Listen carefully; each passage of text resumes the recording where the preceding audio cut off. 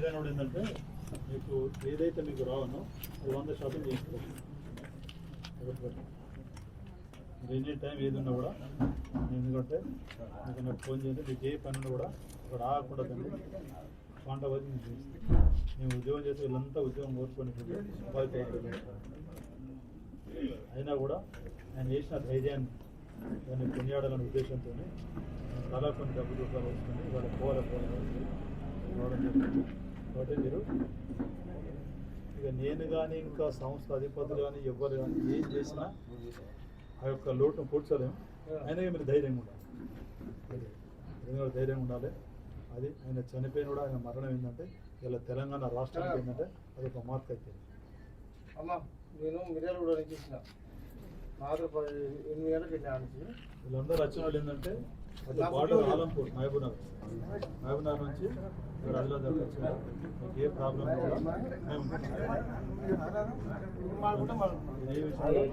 ఏ problem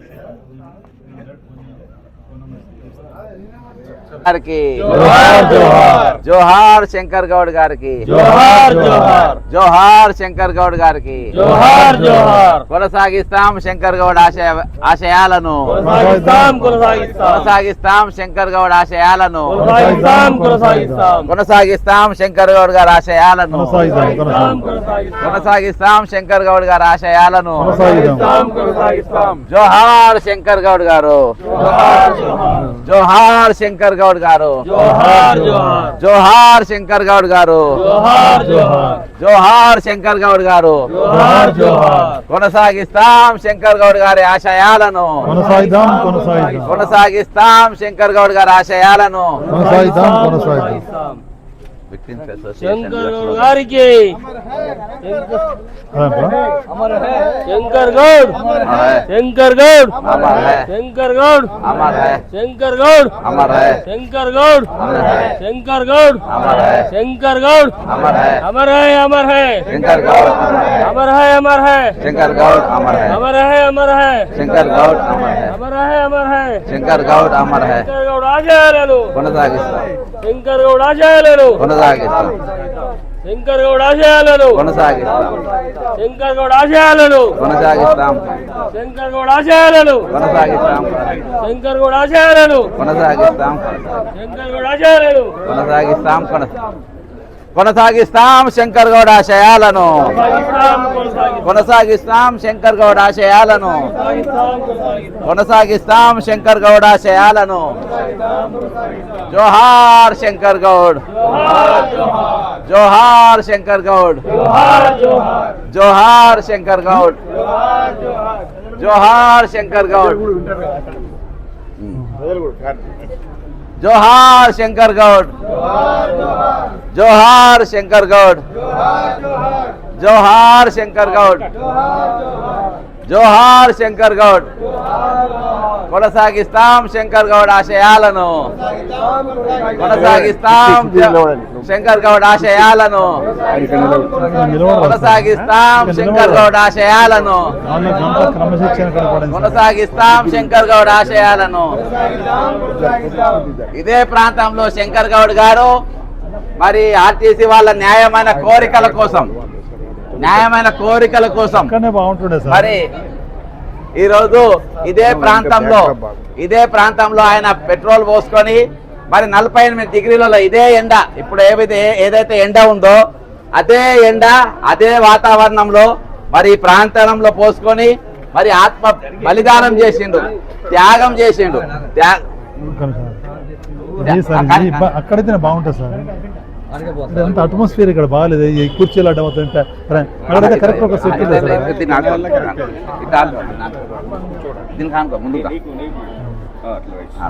ఇప్పుడు తెలంగాణ ఆర్టీసీలో వాళ్ళ యొక్క రావాల్సినటువంటి వేతన సవరణ కానీ లేకపోతే ఇప్పుడు ఆ గవర్నమెంట్లో విలీనం చేయడం కానీ ఈ ప్రభుత్వము ఎలక్ట్రికల్ బస్సులు కొనుగోలు నిలిపేసి ఆర్టీసీ వాళ్ళని కొనిపించాలనేటువంటి దాంతో ఒక 32 డిమాండ్లతో ఏదైతే ఆర్టీసీ వాళ్ళు సమ్మెను స్టార్ట్ చేసిండ్రో 22 తారీఖు 4/2020 నాడు ఆ సమ్మె స్టార్ట్ అయితే అది 22 పోయింది, 23 పోయింది, 24 దాకా కూడా ఇటు మేనేజ్మెంట్ కానీ అటు ప్రభుత్వం కానీ వాళ్ళని ఒక చర్చలకు మీ యొక్క న్యాయమైన డిమాండ్లను మాట్లాడతామని చెప్పి వాళ్ళు పిలవకపోతే ఈ ఆర్టీసీ ఏమైపోద్దని చెప్పి ఆయన యొక్క మనసు కలత చెంది ఇక్కడ ఇదే నర్సంపేట డిపో ఉన్నటువంటి డ్రైవరు కోలా శంకర్ గౌడ్ 24 తారీఖు నాడు ఆయన ఏం చేసిండంటే మధ్యాహ్నము బహుశా టైం తెలియదు, అతను ఒంటిపై పెట్రోల్ పోసుకొని నిప్పంటి పెట్టుకొని చనిపోయాడు హైదరాబాద్ హాస్పిటల్లో. చనిపోవడంతో దాంతో ఆర్టీసీలు ఏంటంటే ఇటు మేనేజ్మెంట్ కానీ అటు ప్రభుత్వం కానీ ఇది ఇంకా దూరం పోనీయద్దనే ఉద్దేశంతో వాళ్ళని చర్చలకు పిలిచి 20 తారీఖు నాడు వాళ్ళని మాట్లాడడం జరిగింది. ఇప్పుడు నేనేమంటున్నా అంటే ఇవాళ నేను వచ్చింది ఏంటంటే వీళ్ళంతా నా ఎమ్మడినటువంటి వీళ్ళంతా విక్టిమ్స్, అంటే ఆర్టీసీలో శాశ్వతంగా ఉద్యోగం కోల్పోయినటువంటి బాధితులంతా. దాన్ని నేను 2024 4వ నెలల TGRTC victims employees welfare association అని పెట్టాను. దానికి నేను స్టేట్ జనరల్ సెక్రటరీని, తర్వాత మా పక్కన అతను సంగారెడ్డి భాగేష్ అని చెప్పి ప్రెసిడెంటు. ఈ శాశ్వతంగా మీరు ఉద్యోగాలు ఎందుకు తీసేస్తున్నారు, తీసేయడం ఇది అమానుషం అని చెప్పి నేను ఫైట్ చేస్తే 252 మంది ఉద్యోగాలు ఇచ్చారు. తర్వాత కొత్త వచ్చినటువంటి ఎండి సార్ కూడా ఏంటంటే మొన్న రీసెంట్గా నాగిరెడ్డి సార్ ఒక 73 మందికి ఇచ్చాడు. ఈ అసోసియేషన్ ద్వారా మేము అంటే శంకర్ గౌడ్ చనిపోయింది ఏంటంటే ఆయన కుటుంబ సభ్యుల కోసం కానీ ఆయన కొడుకు కోసం కానీ ఆయన భార్య కోసం చనిపోలేదు. ఆయన కేవలం ఏంటంటే తెలంగాణ ఆర్టీసీ అనేటువంటిది కనుమరుగు కావద్దు, ఇది ఇదే విధంగా ప్రాణంతో ఉండాలంటే నేను ఏదో ఒకటి చేయాలని చెప్పి ఆయన మెంటలీగా ఫుల్ కండిషన్ ఉన్నాడు, హెల్త్ పరంగా కూడా కండిషన్ ఉన్నాడు. కేవలం ఏంటంటే ఆర్టీసీ వాళ్ళ యొక్క సమస్యల మీద, ఆర్టీసీ వాళ్ళ యొక్క న్యాయమైన సమస్యలు ఈ గవర్నమెంట్ ఈ విధంగా అయితే పరిష్కారం చేస్తారు కావచ్చు అనేటువంటి ఒక ఉద్దేశంతోనే ఆయన ఎందుకంటే ఆయన యొక్క ఆత్మని ఏంటంటే బలిదానం చేసిండు. అది వాళ్ళ తెలంగాణ రాష్ట్రం ఉన్నటువంటి ఆర్టీసీ ఎన్ని రోజులైతే ఉంటుందో ఆయన ఒక మరణాన్ని మర్చిపోవడానికి వీల్లేదు. ఆనాడు తెలంగాణ కోసం శ్రీకాంతాచారి ఏ విధంగా అయితే ఆయన ఆత్మ బలిదానం చేసిండో ఇవాళ ఆర్టీసీ యొక్క పరిరక్షణ కోసం ఇవాళ మన శంకర్ గౌడ్ అనే ఆత్మను బలిదానం చేసుకున్నాడు. దాన్ని పురస్కరించుకుని ఇప్పుడు నేను ఇటు గవర్నమెంట్ కానీ అటు మేనేజ్మెంట్ కానీ ఒక రిక్వెస్ట్, ఒక అప్పీల్ ఏం చేస్తున్నానంటే, సార్ ఎండి సార్ కానీ లేకపోతే మన ముఖ్యమంత్రి గారు సార్ ఆయన యొక్క మరణాన్ని సార్ మీరు ఎట్టి పరిస్థితి మర్చిపోవద్దు సార్. ఇవాళ ఎందుకంటే మా జేఏసీ నాయకులు కూడా ఏంటంటే కథ మేము ఏదో చేసి వచ్చామని చెప్పి అనుకుంటారు, కానీ ఈ జేఏసీ నాయకులు కూడా చెప్తున్నా మిమ్మల్ని ఎందుకంటే మీరు ఇంకా 20 రోజులు పోయినోడు మిమ్మల్ని ఎవరు విలవకపోదురు. కేవలం ఏంటంటే శంకర్ గౌడ్ యొక్క ఆత్మ బలిదానంతోనే ఇవాళ ఎందుకంటే ఆయనను పిలిచిండ్రు, దాన్ని బేస్ చేసుకొని మేము వాళ్ళకి ఏదోటి ఒక తోచిన సహాయం చేయాలనే ఉద్దేశంతో మేము అంతా వీళ్ళందరూ ఉద్యోగం చేయని పట్టారు. ఉద్యోగం పోయిన వాళ్ళు ఒక 30,000 రూపాయల అమౌంట్ కలెక్ట్ చేసి వాళ్ళ భార్యకున్న వాళ్ళ కొడుకు అక్కడ వాళ్ళ ఇంటికి వెళ్ళి అక్కడ ఇచ్చి రావడం జరిగింది. దాన్ని అదేవిధంగా నేను ఏం చెప్తున్నా అంటే ఈ ఎక్కడైతే శంకర్ గౌడు ఆయన పెట్రోల్ వేసుకొని నింపట్టేసుకొని ఇక్కడ కాలు పెట్టిందంటో ఈ యొక్క ప్రాంగణానికి దీనికి నేను గవర్నమెంట్ కానీ తర్వాత మన తెలంగాణ ఆర్టీసీ యాజమాన్యానికి ఒక రిక్వెస్ట్ చేస్తున్నా. దీన్ని ఖచ్చితంగా సార్ మీరు ఎండి సార్ ఈ యొక్క నర్సంపేట బస్ స్టేషన్కు కోలా శంకర్ గౌడ్ ప్రయాణ ప్రాంగణం అని చెప్పి మీరు పేరు పెట్టాలి సార్ అని చెప్పి ఒకటి రిక్వెస్ట్ చేస్తున్నా. అదేవిధంగా మేము ఉద్యోగమైనటువంటి బాధితులము తలా 200-300 రూపాయలు వేసి 30,000 రూపాయలు ఆ కుటుంబానికి ఇచ్చాం సార్. మీరు కూడా సార్ ఎండి సార్ కానీ ఇప్పుడు గవర్నమెంట్ కానీ ఏంటంటే ఎంతమంది కార్మికులు అవుతున్నారు ఆర్టీసీలో 39,000 మంది కార్మికులు ఉన్నారు. ఆ 39,000 మంది కార్మికులకు ఒక్కొక్క కార్మికుల వరకు ఏంటంటే ఒక్కొక్కరికి 500 రూపాయల చొప్పున, ఇక డిపో మేనేజర్ నుంచి depot manager, deputy RM, regional manager, executive director వాళ్ళకు ఒక్కొక్కరికి 5,000 రూపాయల చొప్పున రికవరీ పెట్టి ఎంత అమౌంట్ అయితే జమ అవుతుందో ఆ అమౌంట్ కోలా శంకర్ గౌడ్ యొక్క భార్యకు అందజేయాలని చెప్పి నేను ఈ విధంగా నేను విజ్ఞప్తి చేస్తున్నా. ఇక రెండవది ఏంటంటే ఆయన ఆర్టీసీ కార్మికుల కోసం చనిపోయింది కాబట్టి అతనికి ఏంటంటే యుక్త వయసు ఉన్నటువంటి కొడుకున్నాడు. ఆ కొడుకు ఏంటంటే ఉద్యోగం అనేటువంటిది మీరు లేట్ చేయకుండా సార్ ఈ ఆర్టీసీలో కాకుండా వేరే డిపార్ట్మెంట్లో రికమెండ్ చేసి ఆయనకు వితిన్ 90 డేస్లో కూడా 90 రోజులు ఏంటంటే ఆయనకు ఉద్యోగం ఇవ్వాలని చెప్పి సార్ నేను రిక్వెస్ట్ చేస్తున్నా. ఇంకో ముఖ్యమైన విషయం ఏంటంటే జేఏసీ నాయకులు మీరు ఎందుకంటే అన్నలో మీరు అందరూ ఉండి అతని యొక్క డెడ్ బాడీ ఇక్కడ నర్సంపేట ఉంటే మీరు అక్కడ చర్చలు పూర్తయిన తర్వాత మీరు అక్కడ సెక్రటరీ ఎట్లయిందంటే అటు ఆఫీసర్లకు కావచ్చు వేరే ప్రజాప్రతినిధులు కానీ మీరు స్వీట్లు పంచిపెట్టారు. అదంతా నాకు ఎంత మాత్రం కూడా నచ్చలేదు. ఎందుకంటే ఆయన ఒక ప్రాణం పోయింది అక్కడ. మీరు ఏం చేయాలి దానికి సంతాప సూచంగా దానికి ఏంటంటే ఎందుకంటే ఈ సంబరాలు కానీ అవన్నీ మొత్తం కడిగేస్తానని చెప్పి ఒక నెల రోజుల పాటు ఏంటంటే ఆర్టీసీలో ఆయన యొక్క ఏంటంటే సంస్మరణ దినోత్సవాలు అని చెప్పి కండక్ట్ చేసేది ఉండే. అది ఎందుకంటే నాకు నచ్చలేని చెప్పి ఈ సందర్భంగా చెప్తున్నా. అదేవిధంగా ఏంటంటే ఇప్పుడు ఇక్కడికి వచ్చినటువంటి కార్మికులు ఎవరైతే ఉన్నారో వీళ్ళందరూ ఉద్యోగం కోల్పోయినటువంటి కార్మికులు, వీళ్ళందరూ మీరు బాగా చేసిన నాయకులు గుర్తుపెట్టుకోండి.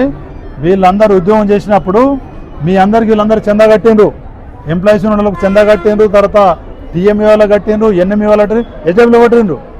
మీరు ఏదైతే ఆ 31 డిమాండ్లల్లో ఈ రిమూవ్ అయినటువంటి ఎంప్లాయీస్ వాళ్ళ అంశము 24 అంశం ఉన్నది. అన్నింటికన్నా ముందు జేఏసీ నాయకులు ఏంటంటే ఈ 64 అంశంలో ఏముంది, రిమూవ్ అయినటువంటి ఎంప్లాయీస్ని ఉద్యోగం ఎక్కాలి, దాన్ని మీరు ముందు చేయించాలి. ఎందుకంటే మాది అందరూ గవర్నమెంట్ జీవో వచ్చింది వీళ్ళందరికీ, కొత్త వీళ్ళది కేసు టు కేసు ఎక్సైజ్ చేసిండ్రు.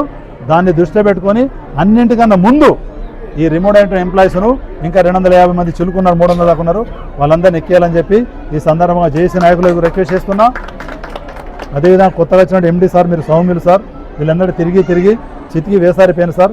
మీరు 2 సార్లు 3 సార్లు నాతో మాట్లాడండి సార్, దయచేసి సార్. ఎందుకంటే ఈ డిమాండ్లు మేము అన్ని డిమాండ్లు పరిష్కరిస్తాము, ప్రభుత్వంలో విలీనం చేస్తాము, తర్వాత ఈ పిఆర్సీ ఇస్తాము, తర్వాత ఈ ఎలక్ట్రిక్ అన్నిట్లలో ఏదైతే ఒప్పుకున్న దానిలో మా అంశం సార్ 24 అంశం ఉన్నా సార్.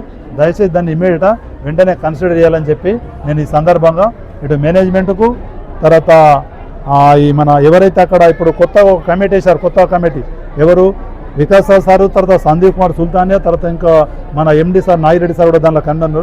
వీళ్ళందరూ రిక్వెస్ట్ చేస్తున్నారు, ఫస్ట్ మీరు సాల్వ్ చేసేదానిలో సార్ ఒక కనీసం 15 రోజులు దాటక ముందు ఈ రిమూవ్ ఎంప్లాయీస్ను ఎక్కేయాలని నేను కోరుకుంటున్నాను సార్. అదేవిధంగా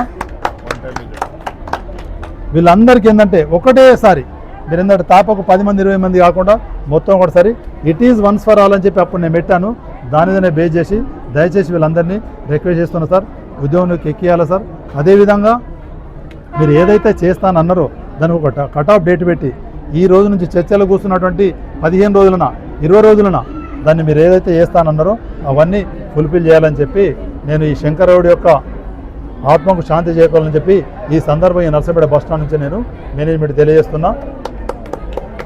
తర్వాత విషయాలుంటే వకీల్ సార్ మోహన్ రావు సార్ మాట్లాడతాడు. 2 నిమిషాలు మాట్లాడాలి.